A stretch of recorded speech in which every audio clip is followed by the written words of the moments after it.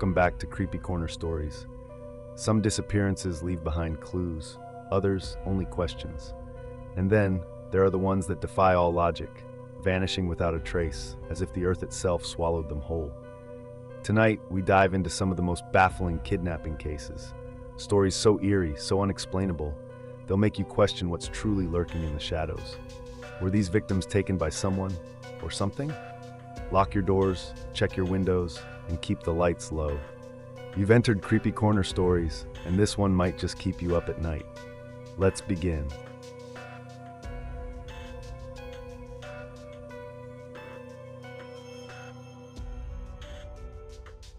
Story: The Disappearance of Lily Graves.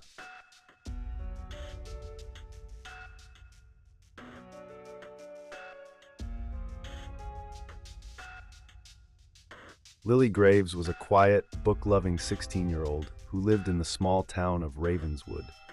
She was the kind of girl who never got into trouble, always home before dark, always answered her phone, always followed the rules. But one rainy evening, she simply vanished.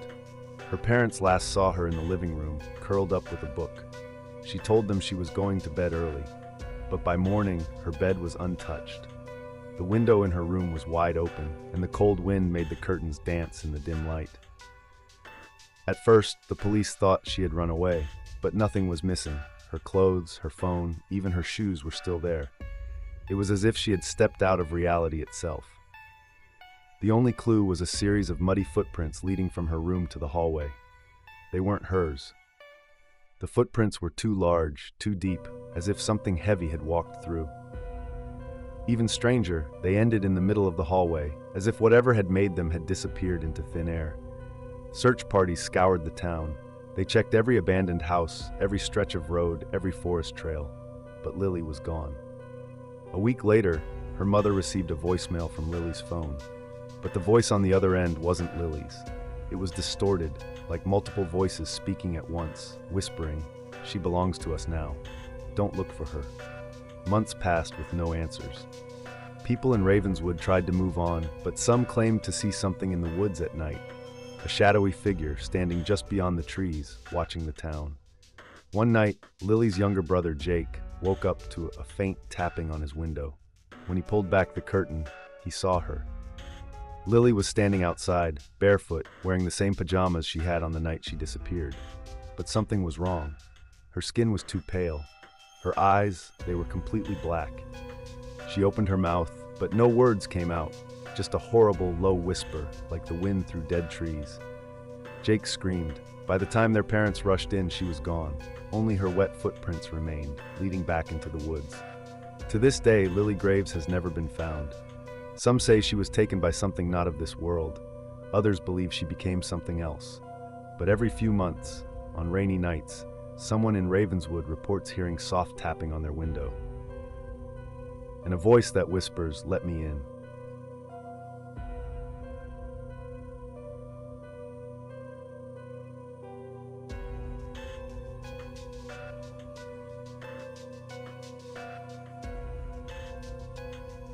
Story: The Missing Boy of Blackwood.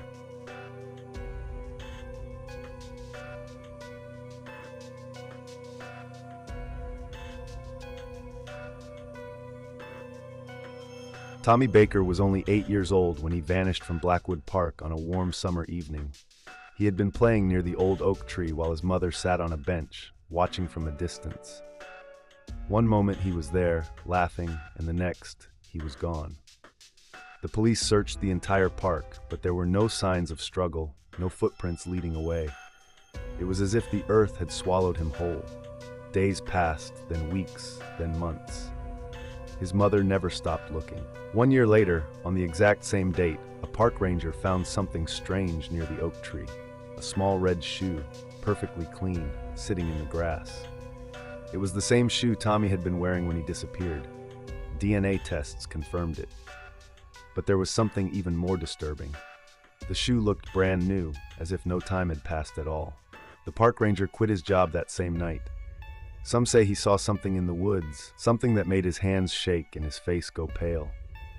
Tommy's mother still visits the park every year, sitting on the same bench, waiting. And sometimes, late at night, people hear a child's laughter near the old oak tree. But when they turn to look, there's no one there.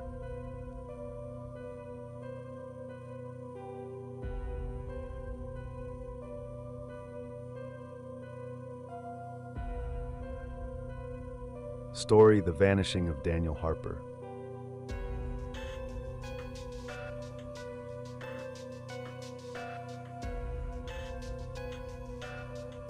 Daniel Harper was a 12-year-old boy who lived in the quiet town of Maple Hollow. He was a curious kid, always exploring the woods behind his house despite his mother's warnings. The woods were old, thick, and full of stories. Stories about people who walked in and never walked out. But Daniel never believed in ghost stories. One October evening, he told his mother he was going outside to play. She reminded him to be home before dark. He smiled, nodded, and ran off toward the trees. That was the last time anyone saw him. When he didn't return, his mother called for him. At first, she thought he was just playing a prank, hiding among the trees like he always did. But as the sun dipped below the horizon and the cold night air settled in, panic took over. She called the police. The search lasted all night.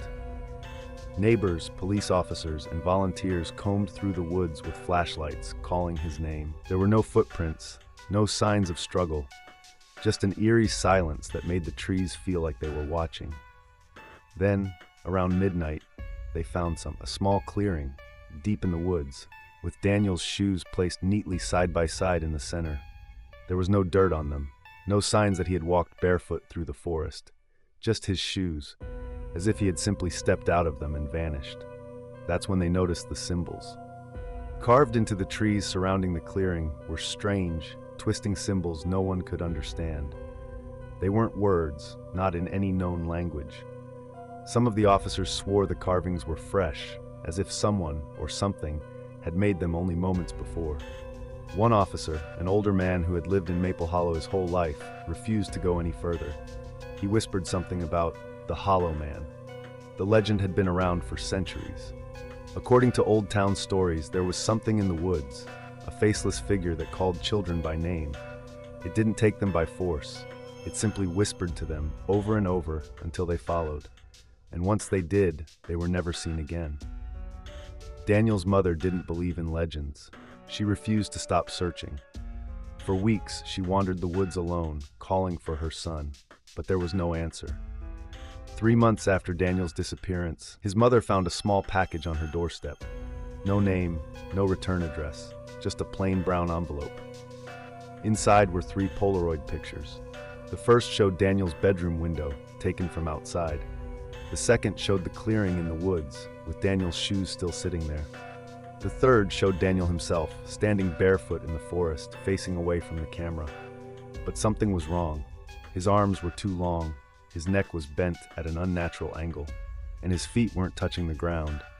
The police dismissed it as a cruel prank. But Daniel's mother knew better. She moved away from Maple Hollow the next day. No one has seen Daniel Harper since that night, but every October, when the air turns cold and the leaves start to fall, people walking through the woods say they hear something. A voice, a child's voice, whispering from the trees, "Mom, I want to come home." But no one who follows the voice ever comes back.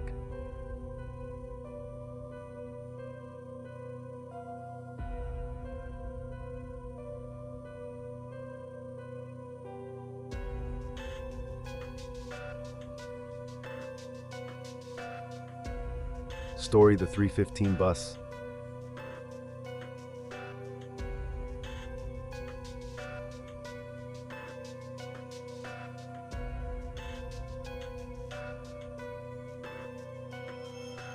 It was a cold November evening when 19-year-old Claire Evans boarded the 315 bus home from college. She had taken the same route every night, same driver, same stops, same empty roads. But on this night, something felt different. There were only 3 other passengers, an old woman mumbling to herself, a businessman typing on his laptop, and a man in a dark hoodie sitting at the very back. Claire took a seat near the middle, plugged in her headphones, and closed her eyes. 10 minutes passed, then 15. The bus should have reached her stop by now. She pulled out her phone to check the time, 3:47 a.m. That wasn't right. She looked up. The bus was still moving, but something was wrong. The city lights were gone. No street signs, no houses, just endless roads stretching into the dark. She stood up and walked to the front. "Excuse me," she said to the driver. "I think I missed my stop." The driver didn't answer. He kept staring ahead, hands locked on the wheel. His skin looked pale, too pale, like wax. Claire turned to the old woman. "Do you know where we are?" The woman slowly looked up. Her eyes were black, not dark brown, pure black. Claire stumbled back, heart pounding. She turned to the businessman, but he was gone. So was the man in the hoodie. It was just her, the driver, and the old woman with those empty black eyes. She ran to the doors and banged on them. "Let me out!" she screamed. The driver finally spoke in a voice that was not his own. "We never stop." Claire turned back just in time to see the old woman smile, her mouth stretching too wide, teeth too sharp. The last thing she heard before everything went black was the screeching sound of brakes that never came. Claire Evans never made it home that night. Security footage at the bus stop shows her boarding at 3:15 a.m. But the strange thing is, that bus was found abandoned 3 days later. No driver, no passengers, just sitting in the middle of an empty road that didn't exist on any map. And on the window, written in Claire's handwriting, were 3 words: "It took me."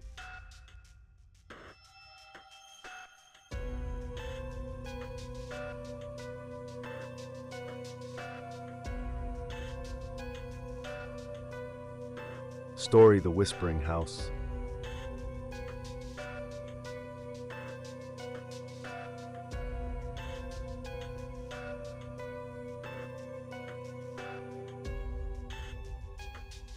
The old Wilkins house had been abandoned for years, standing at the edge of town like a forgotten ghost.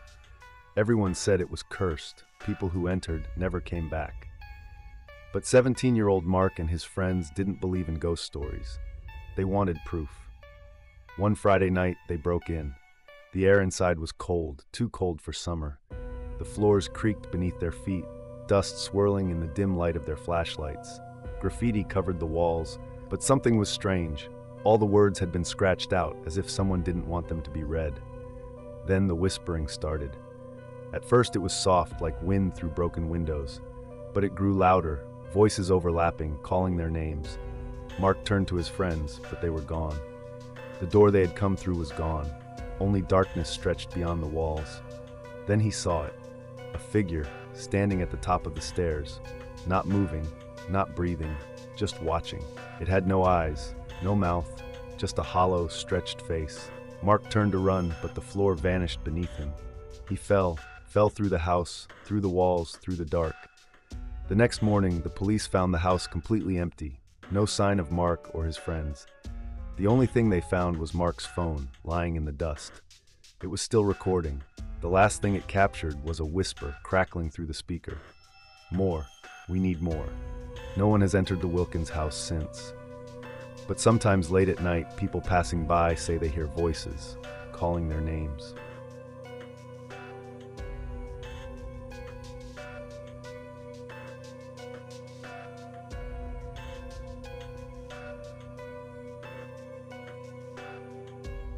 Story: The Man in the Vents.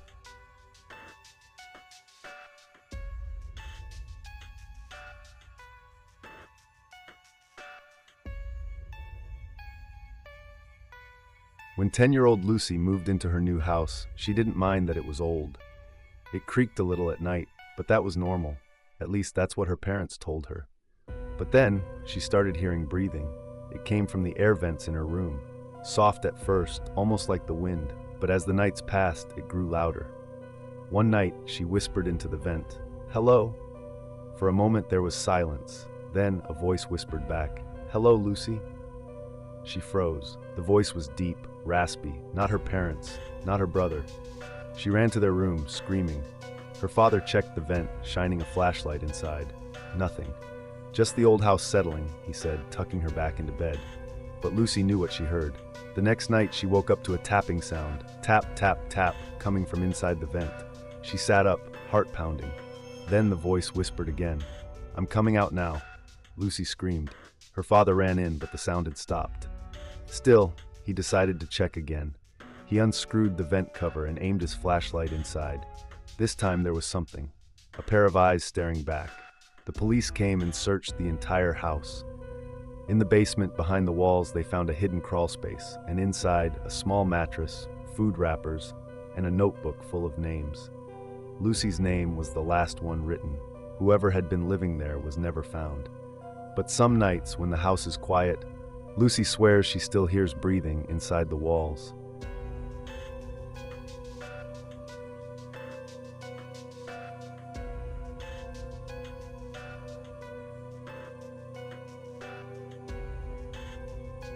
Story: The Wrong Parents.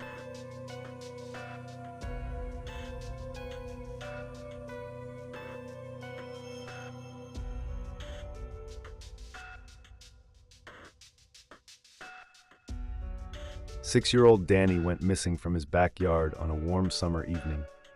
His mother had only looked away for a second, 1 second, and he was gone. The entire town searched for him. The police combed through the woods, checked every house, every abandoned building, but Danny was nowhere to be found.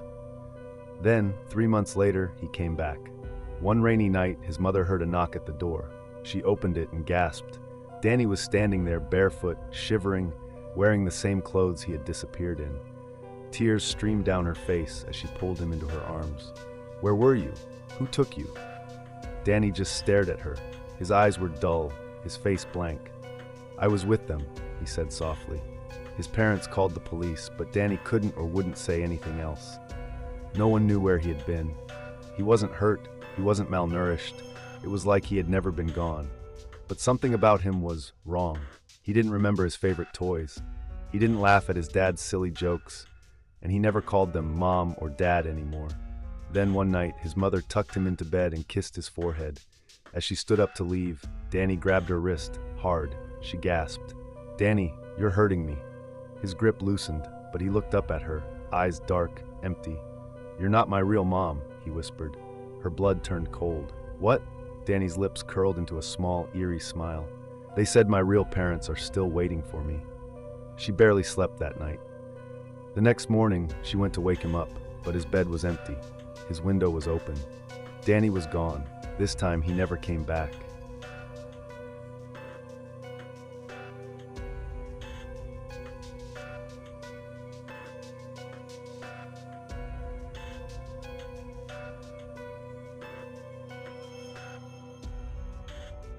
Some mysteries remain unsolved, some disappearances are never explained, and some whispers in the dark are better left unheard.